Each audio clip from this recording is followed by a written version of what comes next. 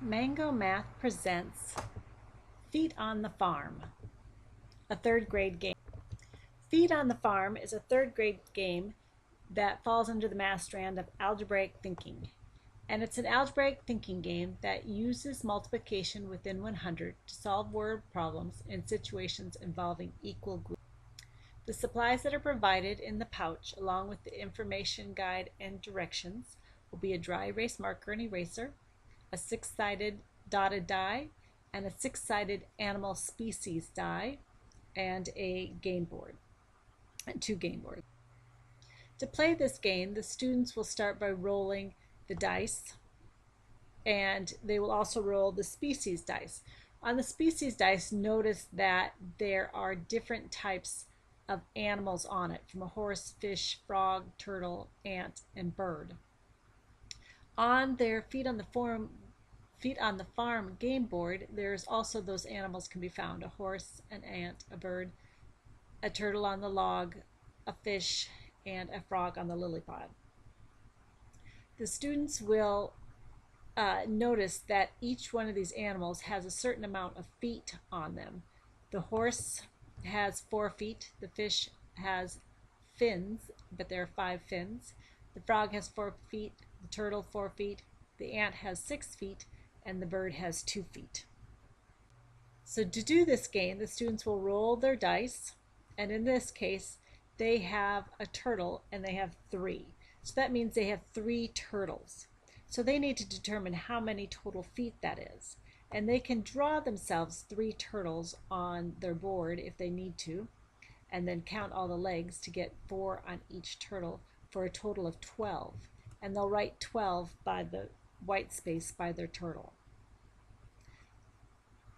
The next player will go, and then it'll come back to this player again after that, and the player will roll the dice again. This time he rolled an ant and 5. So that means he has 5 ants, and each ant has 6 legs. So he now has to figure out how many total feet he has, and so he can count up all the ants' legs, or he can multiply 6 times 5 and get 30. As they are accumulating feet up in the cloud, they're going to add those two numbers together, the 30 plus the 12, and get 42, and they're going to keep their total amount of feet up in the clouds. So they will continue on playing. The student will continue to roll the dice when it's their turn, and in this case they got another ant and 3, so that gives them 3 ants. Each ant has 6 feet. 3 times 6 is 18, so they're going to add the 18 on to their total down there. They're also going to add 18 onto the 42 up above.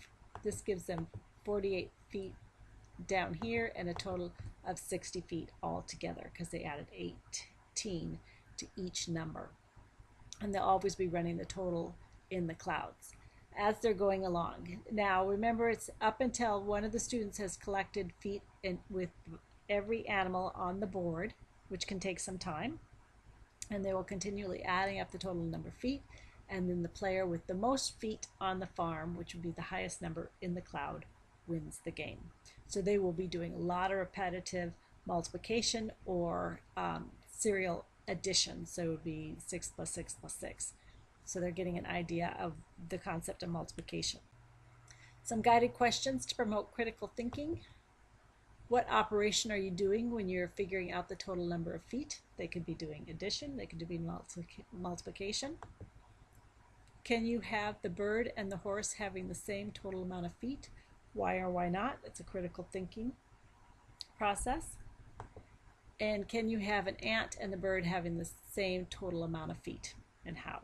So getting them to think of what combinations of ants and feet do they need. So they would need, or ants and birds would they need. So they would need 3 birds to equal 1 ant.